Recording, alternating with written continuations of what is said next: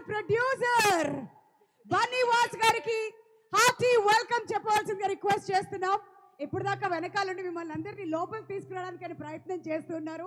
But cinema ఇంత పెద్ద block buster hit అయిన తర్వాత మీరు మాట్లాడితే శ్రీకాకుళం వారందరూ కూడా వెయిట్ చేస్తున్నారు సార్. ఇప్పుడు వరకు అక్కడ జనాల్ని లోపల తీసుకొస్తానని చెప్పి పోలీసు వాళ్ళతో కోఆర్డినేట్ చేసుకుంటున్నా. ఎందుకంటే నేను అక్కడి నుంచి వచ్చాను, వాళ్ళ బాధలు నాకు బాగా తెలుసు.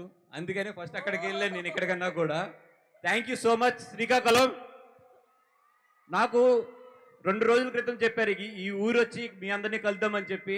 2 రోజుల టైం.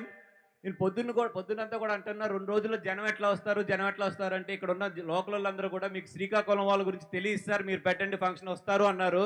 నిజంగా నేను చూసి ఆశ్చర్యపడుతున్నా ఈ జనాన్ని. ఇక్కడ ఎంతమంది ఉన్నారో పాపం బయట గేట్ల దగ్గర దీనికి డబల్ ఉన్నారు జనాలు.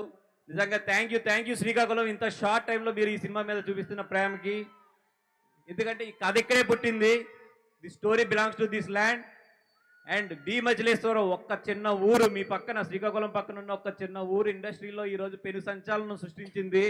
Thanks to the D Machileshwaram and అక్కడ ఉన్న పీపుల్ అందరికీ.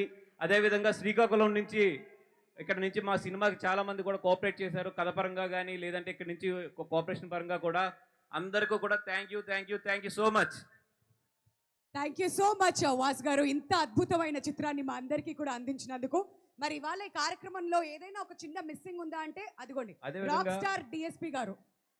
పోలీస్ డిపార్ట్మెంట్ నేను చూస్తున్నాను పాపం వాళ్ళ గ్రౌండ్లో ఎంత ఆయ ప్రయాస పడుతున్నారో.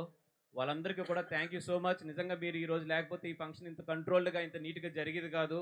మీరు అందరూ అక్కడ ఎంత శ్రమ పడుతున్నారో కూడా చూశాను ఇప్పుడు అటు సైడ్ వచ్చి. ఎంటైర్ పోలీస్ డిపార్ట్మెంట్కి మా గీతార్స్ తరపున థ్యాంక్ యూ సో మచ్ అండి.